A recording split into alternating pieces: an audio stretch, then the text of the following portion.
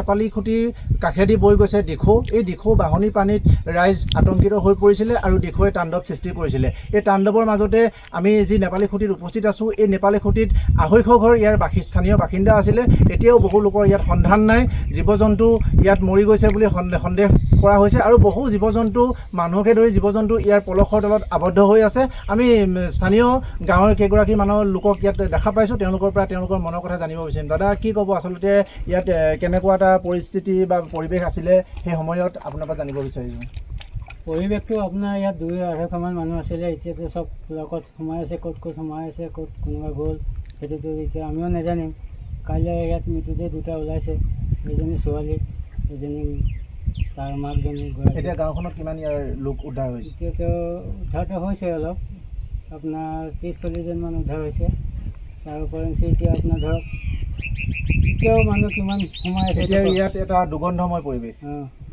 ইয়াত এতিয়াও মানে মানুহ ওলাব পৰা নাই। যি সময়ত আতংকিত হৈছিলে সেই সময়ত জিলা প্ৰশাসনৰ পৰা আপোনালোকে সহায় সহযোগ পাইছিলেনে? সহায়টো এনেকুৱা দিছিলে অলপ। SDRF বাহিনী নতুবা জিলা প্ৰশাসনে কিবা বোট বা নাৱৰ ব্যৱস্থা কৰিছিলনে? নাই, সেই সময়ত নাও আমাৰ ইয়াৰ লোকেল ল'ৰাবিলাকে হেৰি কৰিলে। প্ৰশাসনৰ পৰা কোনো নাও চাও অহা নাছিলে তেতিয়া।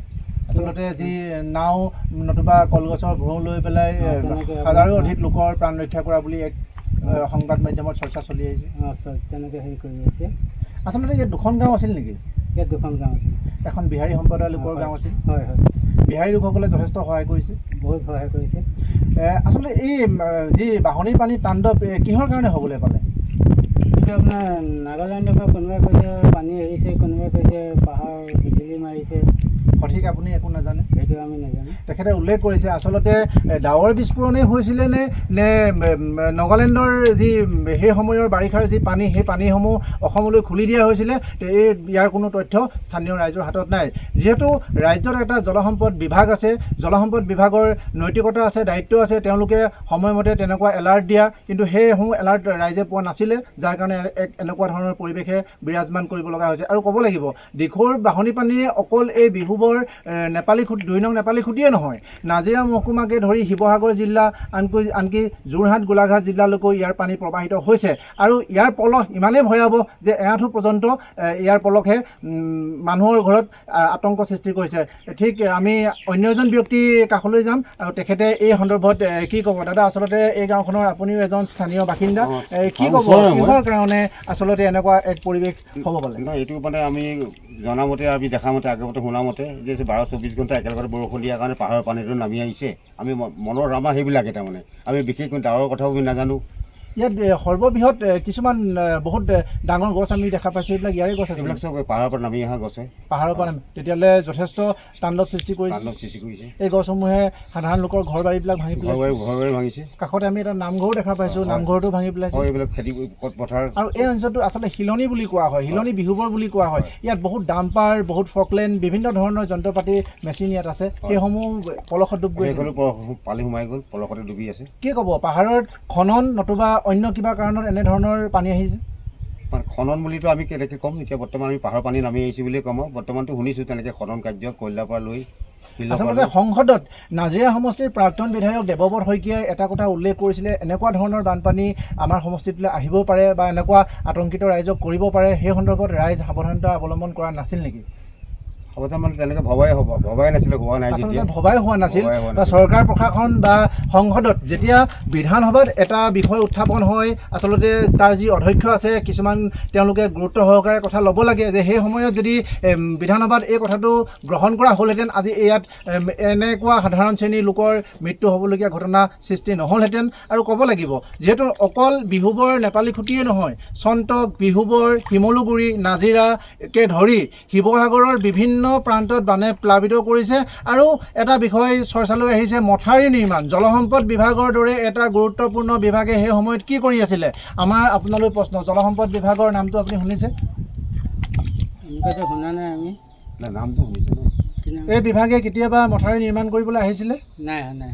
জলসম্পদ বিভাগে সময় থাকোঁতেই যি দিখৌৰ গৰা আচলতে নিৰ্মাণ কৰিব লাগে, এইটো কৰা হৈছিলে? নাই হয়। আপুনি কি ক'ব জলসম্পদ বিভাগৰ বিষয়ে? এইটোৱে ক'বলৈ বিচাৰিছোঁ, এতিয়াও সময় আছে।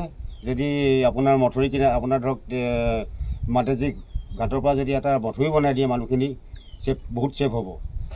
আচলতে তেখেতে এতিয়া উল্লেখ কৰিছে মথাউৰিটো জলসম্পদ বিভাগে নিৰ্মাণ কৰি দিলে মানুহৰ জীৱন ৰক্ষা পাব, কিন্তু এটা গুৰুত্বপূৰ্ণ কথা, জলসম্পদ বিভাগে কিয় মথাউৰি নিৰ্মাণ নকৰিলে? মথাউৰি নিৰ্মাণ কৰাহেঁতেন আজি এইসকল লোকৰ অনাহকতে মৃত্যুবৰণ কৰিবলগীয়া নহ'লহেঁতেন, বা ৰাইজৰ বিভিন্ন ধৰণৰ সা সম্পত্তি বিনষ্ট হৈছে এই প্ৰবাহিত বানপীড়িত অঞ্চলসমূহত সাধাৰণ লোকৰ। এই ক্ষেত্ৰত আপুনি ক'ব বিচাৰে নেকি ৰাজ্যৰ মুখ্যমন্ত্ৰীগৰাকীৰ হস্তক্ষেপ আছে? হস্তক্ষেপ কথালৈ মই বিশেষকৈ নাজানিম। আপোনাৰ ধৰক এতিয়াও কাটৰ ৰাজ্যৰ মুখ্যমন্ত্ৰীৰ সহযোগ আপোনালোকৰ নালাগে নেকি? নিশ্চয় লাগে।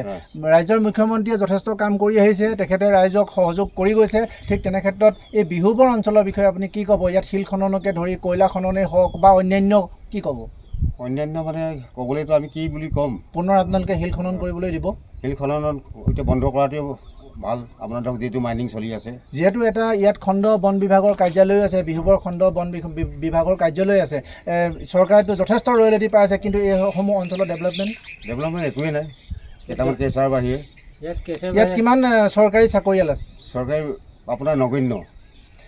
এটা উল্লেখনীয় কথা তেখেতে উল্লেখ কৰিছে, চৰকাৰী চাকৰি একেবাৰে নগণ্য। ইয়াত চৰকাৰী চাকৰি তাৰমানে নাই। অসমীয়াত ক'বলৈ হ'লে, সাধাৰণ থলুৱা অসমীয়াত ক'বলৈ হ'লে চৰকাৰী চাকৰি নাই। চৰকাৰে ইমান ৰয়েলিটি সংগ্ৰহ কৰাৰ পাছতো এই অঞ্চলত কিয় চাকৰি নাই, তাক লৈ এটা ডাঙৰ প্ৰশ্ন। কি ইয়াৰ লোকসকল শিক্ষিত নহয়? নাজিৰাবাসী শিক্ষিত নহয় নে অন্য কিবা? তাৰ প্ৰশ্ন আমি চৰকাৰলৈ এৰিলোঁ। চৰকাৰে ইয়াৰ উত্তৰ দিব বুলি আমি আশা কৰিছোঁ। আৰু দিখৌৰ বাঢ়নী পানীয়ে পুনৰ এনেধৰণৰ তাণ্ডৱ সৃষ্টি নকৰাৰ যি পদক্ষেপ, সেই পদক্ষেপ অসমৰ মাননীয় মুখ্যমন্ত্ৰী ডক্টৰ হিমন্ত বিশ্ব শৰ্মাই গ্ৰহণ কৰিব বুলি আমিও আশাবাদী। নাজিৰাৰ পৰা ফাৰহান লস্কৰৰ ৰিপৰ্ট।